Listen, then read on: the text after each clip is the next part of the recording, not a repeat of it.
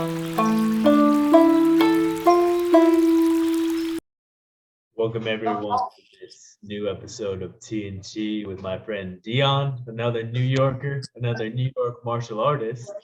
So Dyan Bodhi, welcome to the house.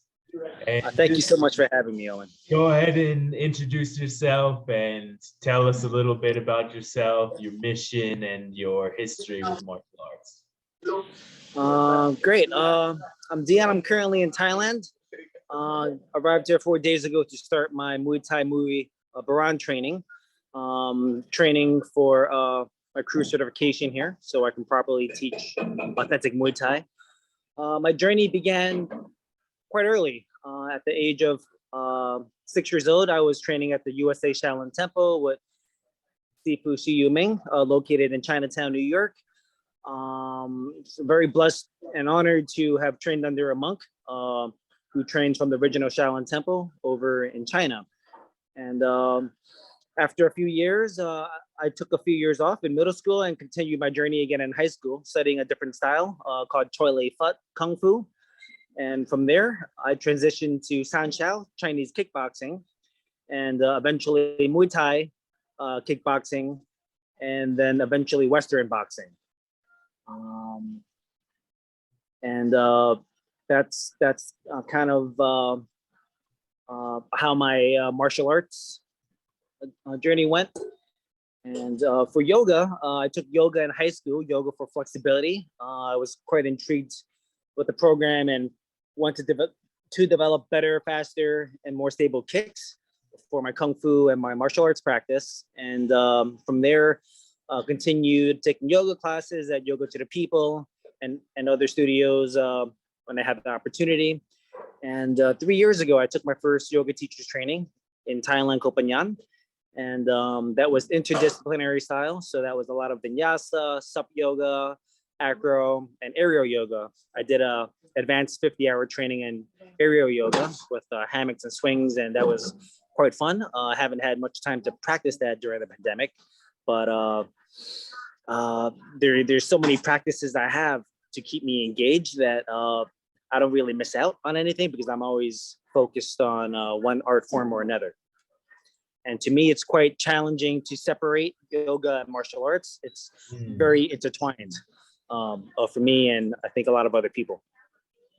Yeah, from my own martial arts experience, having studied Shaolin and traditional karate as well, going into the healing arts, especially yoga, I haven't really been in a dojo consistently for years, but my martial arts practice is infinitely greater because of practices like Reiki and Qigong and yoga, especially. I mean, yoga being able to have that flexibility both in the body and mind to be able to adapt to situations. And now I can kick over my head, which was something that I could never do in just the strict martial arts format. But when I let go and dove fully into the healing arts, then this self-defense art, which is really interesting if you think about it, because healing is self-defense. You are activating preventative medicine, you're activating health within your being. So you are defending yourself by living a healthy lifestyle. So that leads me to my next question is, how do you feel your martial arts training as well as your healing and spiritual arts training has translated to a healthy and better version of yourself?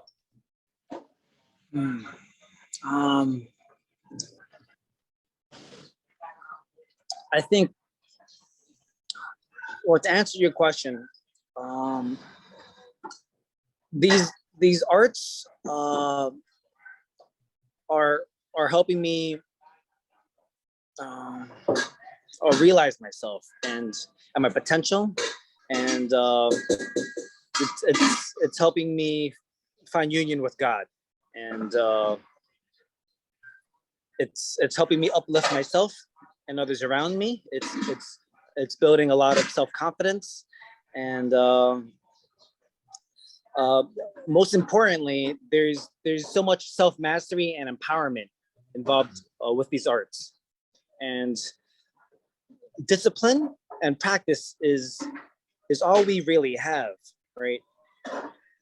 What we choose to do is really the really like outcomes of our focus and concentration.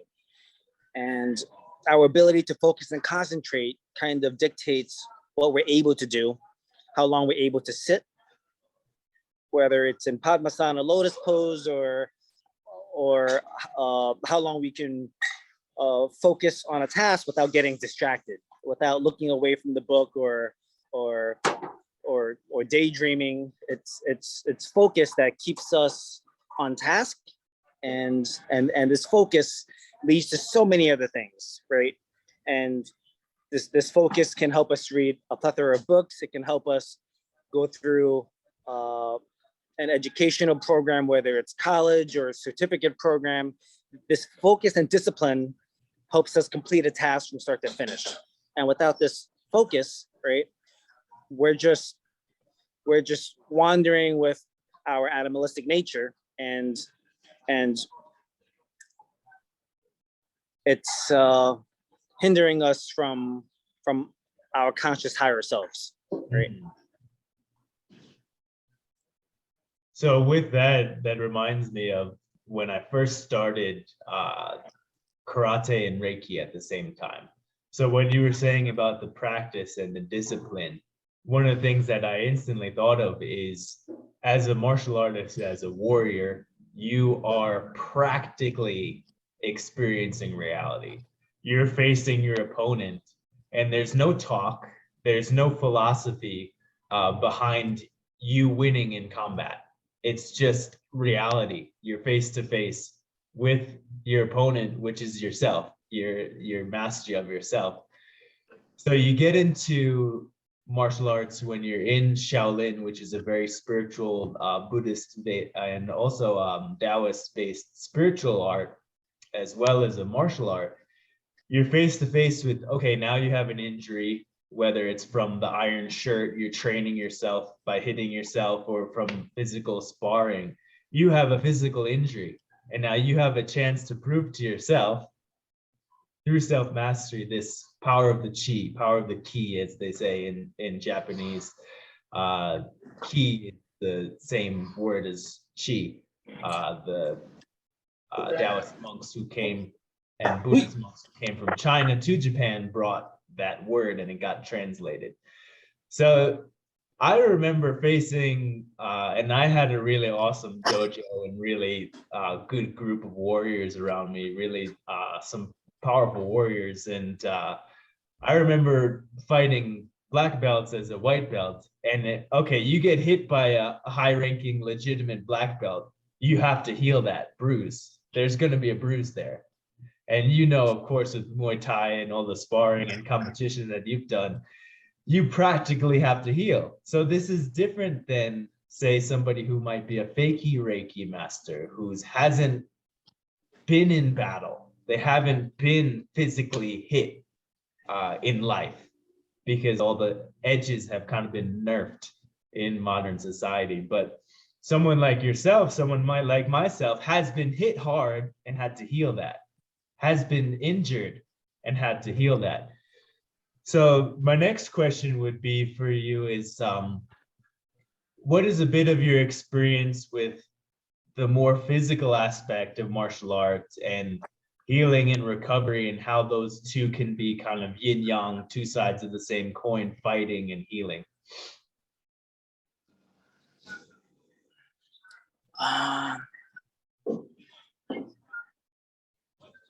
Could you repeat? Do you mind rephrasing your question? Yeah, so I'll bring it a little bit more condensed. Is, what is your experience with martial arts and healing in unison together?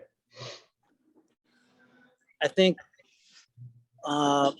understanding what the body is naturally capable of when it comes to healing is the journey I'm currently on. We're always healing, the body's self-healing. It's naturally healing, and we just have to provide the necessary time and space to allow the body to do the work, right? And in like for our bodies in a fasted state, it heals quite fast if we don't throw all this processed stuff or food that makes our body process, taking away the energy from self-healing, right? So I just find it amazing what the body can do in terms of healing if you allow it the opportunity to heal. But if we're constantly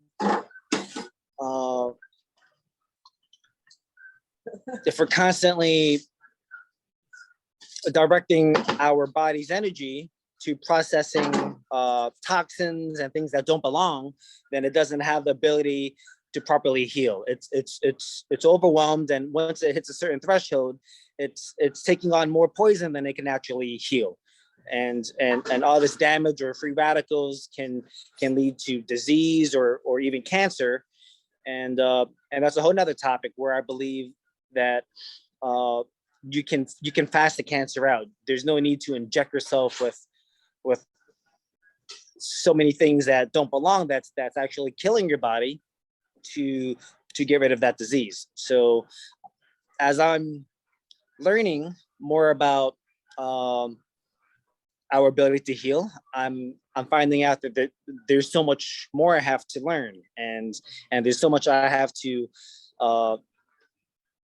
I guess forget, because we're with a certain type of conditioning. It's hard to absorb more information when we're wired to believe certain things. So part of my own personal healing journey is to decondition myself for all the things that don't belong, for all the things that I should be questioning, because we often believe or I guess integrate knowledge that should be questioned.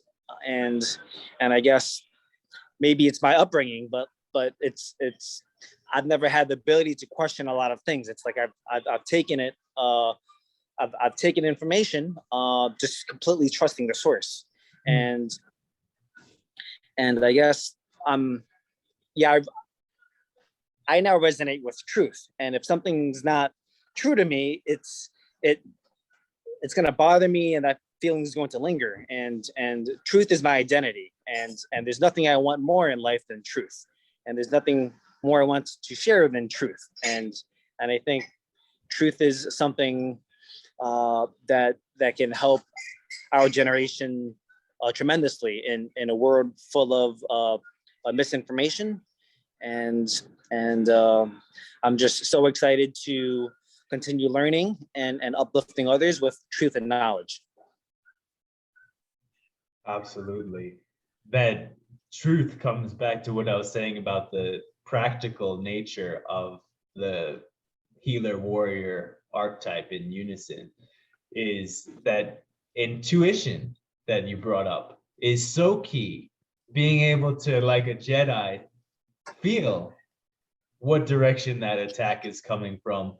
But as you were explaining, life martial arts, life self-defense, not just trusting the source of information is just like jaded, like rose-colored glasses. Oh yeah, everything in life is rosy. Everybody loves me. Everybody's giving me good information. Everybody's wise. Is not true. That we have to defend ourselves against this BS that's coming at us. And you see it as well as I do.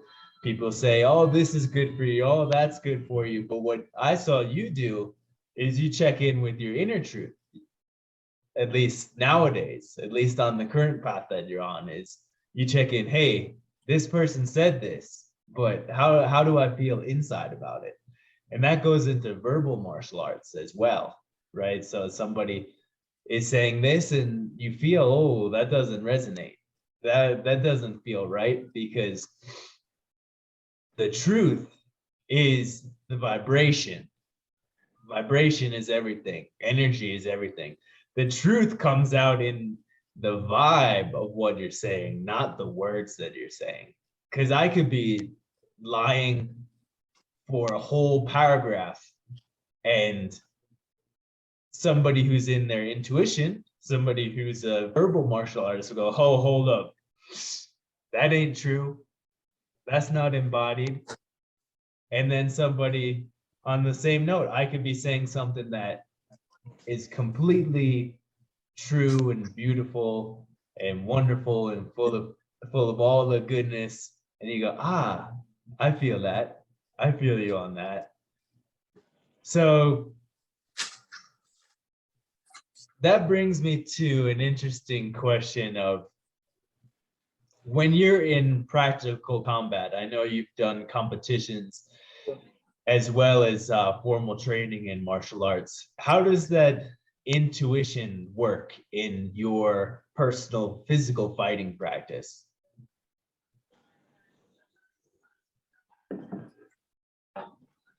How does the intuition? How does intuition play a part in your physical fights, as well as maybe your life challenges?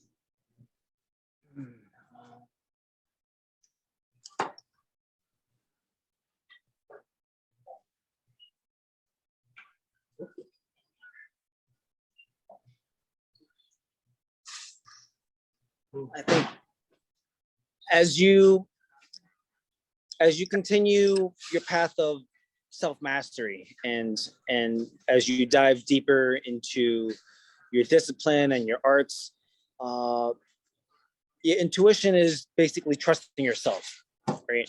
And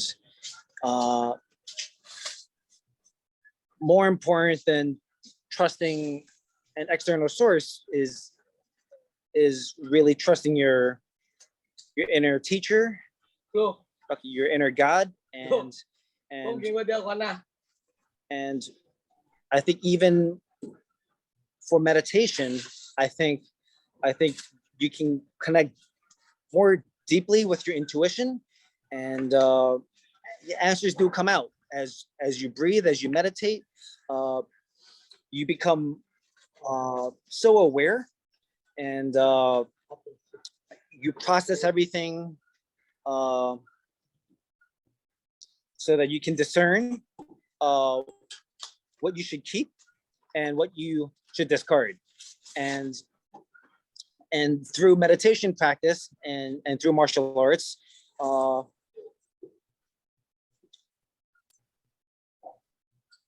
you train yourself so that that's where the battle is won. It's not when you're in combat in the ring, hoping to get lucky, hoping that you can win with minimal work. Like, all that work is done in preparation, right? Like, whether it's an elite combat team such as special forces, Navy SEALs, that's like, they're not hoping they'll get lucky with a bullet. They've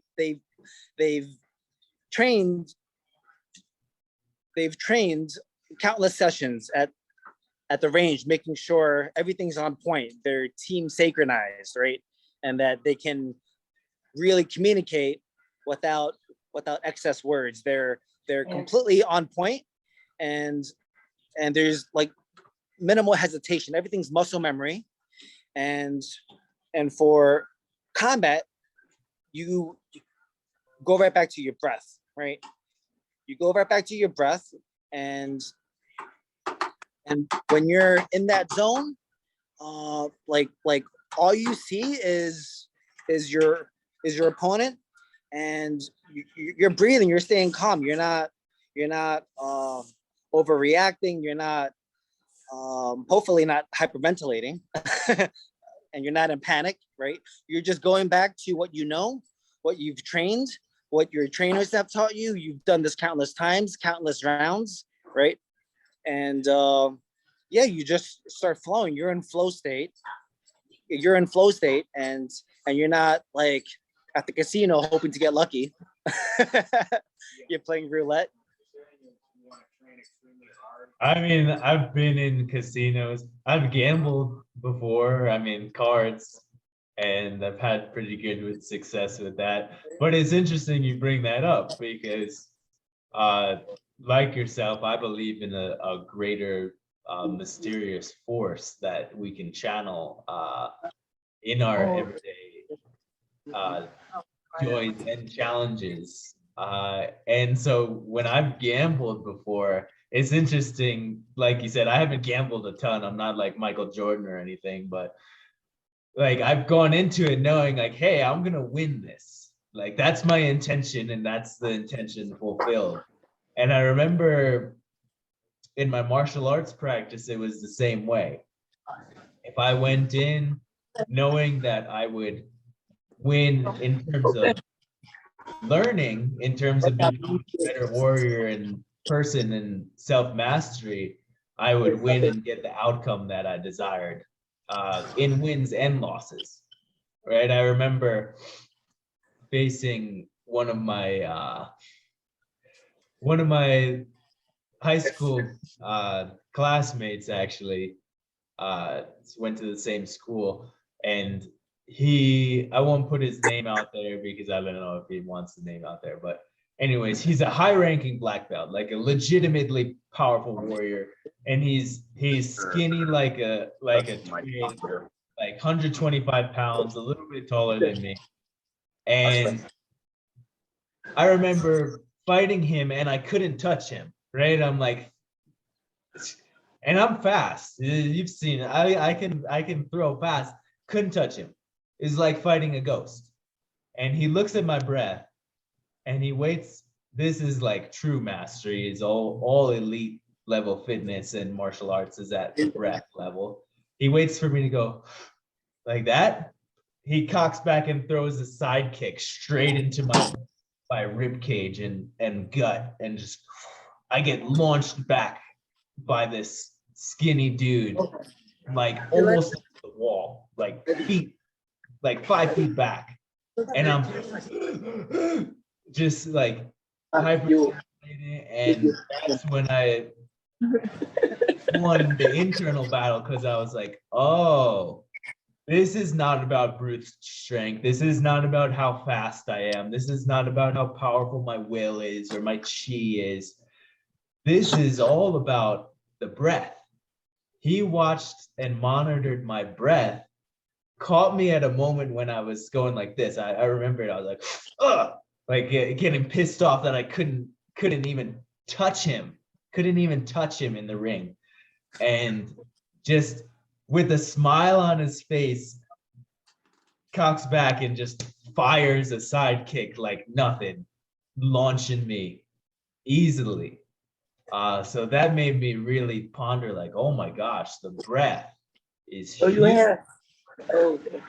huge in martial arts, but in life, like if your breathing is calm and nourishing and soft, you become like this kind of angel presence, this Buddha presence.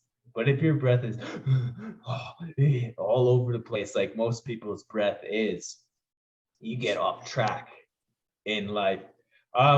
Which leads me that to wasn't from chance. Yeah, that wasn't from chance. That was all generated from personal discipline through practice with the breath, with the physical movement, and with the timing. Yeah, that's all from personal discipline. So that wasn't a wild swing or a lucky hit.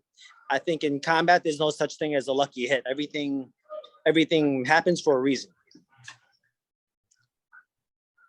Absolutely. So yeah, I would love to hear about what are some moments in your fighting career and yoga practice as well that felt like learning the lesson in a humility way. Like maybe you lost a fight and you got humbled, or maybe you had this emotional loss in yoga. What are some ways in which being humbled made you take another step towards that self-mastery? I've been humbled countless times. I lost more fights than I would have wished, and I think I've grown so much from each one. And there's no regrets, but just lessons. And there's lessons and teachers all around us if we choose to observe it and not ignore it. And I've lost from poor diet after weigh-in. I've lost from improper conditioning 48 hours before a fight, as I've bulked up after weigh-ins. Right, I've lost from lack of concentration and from so many ways. And each time it's like, wow, like I have a lot to learn. I thought I was a shit. like I was overconfident, and often I tell myself there's nothing more to learn, right? But in reality, there's so much more to learn. And if I close myself to the idea that there's more to learn, then I stop becoming a student. And if I stop becoming a student, I'll never be a better teacher. So I always have to stay humble, and I always have to accept that there's more knowledge to attain, right? And that as high as one mountain is, there's always a higher mountain. So I'm that's why I'm back here in Thailand, because I want to stay in fight camp, right? I'm cutting weight right now, staying on standby to get matched up for a fight, because I want to continue to push myself, because I know that there's so much more to learn before I open up my own school one day. There's so much this universe has to offer if we're willing to learn and grow. And I'm so excited for this year, because it's so full of growth, and I'm hoping to grow as much as I can so I can help others grow in the future. So much about that opening the perspective, the humbling, like at rock bottom, we're looking up and we're going, well, that didn't work, right? It's just, I mean, like, that was the most steady, solid foundation in my life, was like the times I've hit rock bottom and going like, well, there's something here that's not working, and then switching it up to being connected to that force that is open and universal. And speaking of open, always being the student, you just recently traveled to Nepal and are now in Thailand. I'm really interested to hear about what are some of the differences and similarities in that more Nepalese and Shaolin Buddhist culture and Buddhist way of self-defense in relation to Muay Thai, which I don't have too much knowledge of. I practice, but not so much if there's any philosophy or anything that goes behind it. So that, what are some of those cultural differences between that Buddhist, Chinese Shaolin and Nepalese culture and Thai culture and Thai way of fighting? Well, we're talking about, in Nepal, my experience was limited to classical tantra. So that was a lot of hatha yoga. And yeah, I learned how important hatha is in yoga practice. And it's something I've for a long time overlooked, because I thought, I told myself, like, I've been into movement my whole life, and I could do all these poses.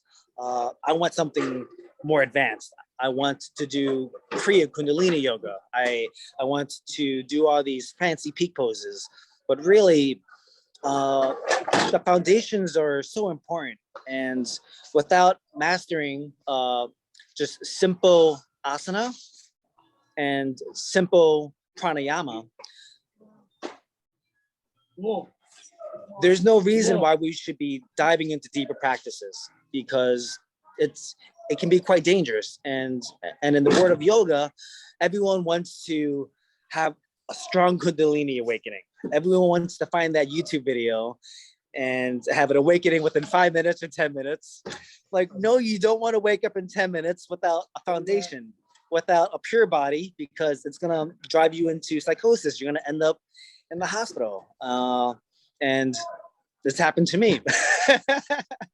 And it's yeah, all laughs aside, it's foundations are so important.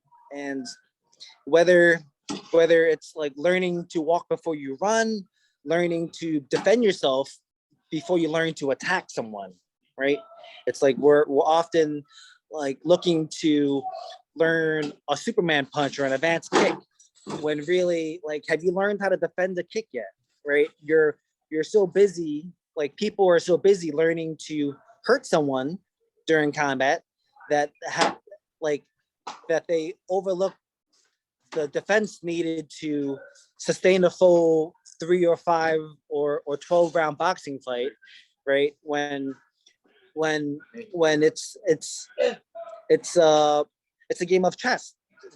There's no you just can't attack without learning how to defend your pieces and defend your king and your queen. It's a game where you have to be well-rounded, and the foundation is learning how to move every piece is very important. Not just learning how to use your favorite pieces, right? But learning how to use all the pieces on the board, because that's what the game consists of, right? So it's like, how can I learn all these nice combinations without learning the proper breath involved, right? How can I learn to fight if I can't keep my emotions under control under sparring? And I start losing my breath. And once you get out of tune with your breath, and your gas tank is now low, and you've depleted your supply of oxygen and your breath, and now it's hard to rebuild your tank in the middle of a round, right? When you're completely exhausted and you can barely lift your hands up to protect your head, it's like you're in trouble now, because you're out of focus, and your breathing rhythm's off. So it's like everything really is contingent upon your foundations, right? If your joints aren't properly working, you can't do any of the poses. You have to go back to doing joint series warm up, yeah, just to make sure you can move your joints without injury. So like I've been so humbled with my experience at Shanti Yoga in Nepal, just learning the importance of Hatha, and so much respect for Hatha Yoga. And just keeping things simple. There's no need to compare and catch up to all your friends and skip the proper levels needed to learn something advanced, right? Just start at your own level wherever you are, and do things the right way, right? You have to do things the right way. There's no need to spar advanced or professional fighters if you're still a novice or complete beginner. There's no reason for I guess for letting your ego take control over your practice. So very thankful for Nepal, and so glad I went to Nepal before returning here in Thailand, because I wanted to strengthen my yogic practice, and also just learning the vibrationary healing effects of mantra, right? I've also overlooked the power of mantra, and installing these vibrations on yourself every morning or throughout the day, over and over, with daily practice has such a profound effect on how we think, how we process information, how we respond, like on a cellular level. And it's also something I've disregarded for too many years, and so thankful that this year 2022, strong mantra practice, and just learning more every day as I guess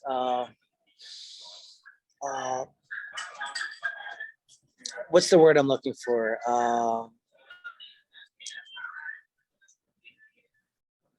Yeah, although it might not seem to have Abhi's benefits, right? Just learning the science has helped shed so much light on all these practices I've skipped. That's also essential to my spiritual growth, right? It's like, why am I reciting all these things that I don't understand every morning? Why am I saying this 108 times? Why am I saying all these 20 mantras in sequence? It's like I'm wasting so much time. I could be doing better things, right? But it's like once you get down to the core of it, you're like, wow, this is important stuff. It's like going back to the horse dance, right? It's like how is the horse dance going to help me win a fight? That's I'm just sitting there. I'm not learning how to block or attack someone, right? I'm not gonna get anywhere with a horse dance. But once you're into the practice, it's going to reveal its power to you. When you're able to sit in a horse dance for 20 minutes, for 1 hour, and enjoy the stillness, and you can process so much, and it can get quite enjoyable once you're in that trance state, right? But if you've never experienced it, you can't feel that power. You won't understand. So experience is so important. So being able to experience all these yogic techniques is so fundamental. Not just understanding it, but actually experiencing it.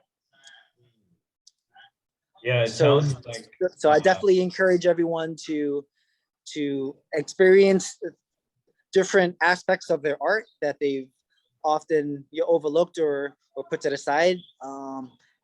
Yeah, there's a reason why everything's there, and you just have to start understanding and experiencing it to really get the full power. absolutely. Yeah, one of the famous mantras in Nepalese culture is Om Mani Padme Hum. And that understanding the significance of that has improved my qigong practice, my mental health, my martial arts practice, because you have Om, which is the universal sound, the sound of source. It's supposed to be the sound at the beginning of the universe. Then you have Mani, which is an indestructible jewel. That for me is like, when I get into my metaphysical protection practice in Qigong meditation, that Mani is like, oh, if I have that Mani, that indestructible jewel that represents the mind, then everything else is just reflecting through that.